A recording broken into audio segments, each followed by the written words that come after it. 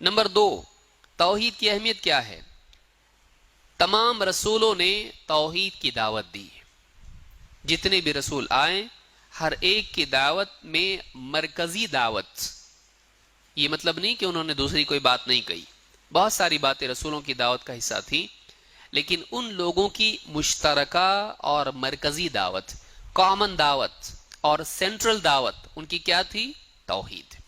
اللہ تعالیٰ قرآن کریم میں فرماتا ہے وَمَا أَرْسَلْنَا مِن قَبْلِكَ مِن رَّسُولٍ إِلَّا نُوحِي إِلَيْهِ أَنَّهُ لَا إِلَهَ إِلَّا أَنَا فَاعْبُدُونِ. سورہ الانبیاء آیت نمبر 25. اللہ تعالیٰ فرماتا ہے ہم نے اے نبی آپ سے پہلے جو بھی رسول بھیجا اس کی طرف اس پیغام کو بذریعہ وحی ہم نے ضرور بھیجا. کیا پیغام تھا وہ؟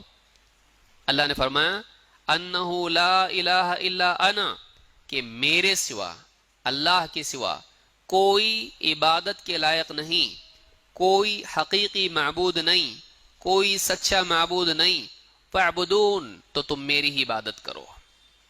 سارے نبیوں کی طرف یہ پیغام تھا کہ میرے سوا کوئی عبادت کے لائق نہیں تو تم میری عبادت کرو، میری ہی عبادت کرو. جب کوئی عبادت کے لائق نہیں تو کس کی کرنا چاہیے؟ صرف اور صرف اللہ کی. سارے رسولوں کی طرف یہ پیغام تھا. تو ہم یہ کہہ سکتے ہیں کہ سارے رسولوں کی مشترکہ اور مرکزی دعوت توحید تھی. جب اتنے رسول اللہ نے بھیجے اور ہر رسول نے یہ دعوت دی تو معلوم ہوا کہ کوئی نہ کوئی اہم بات ہوگی، تبھی تو سب کو یہ دعوت دی گئی، اور سب کی ضرورت تھی تبھی تو سب کو پیغام، ہر امت کو پیغام دیا گیا. تو کوئی ایک امت بھی ایسی نہیں تھی جس کی ضرورت، جس کی اہم ترین ضرورت، بنیادی ضرورت توحید نہ ہو. یہ ایسی چیز ہے. اب دیکھیے احکام الگ الگ تھے.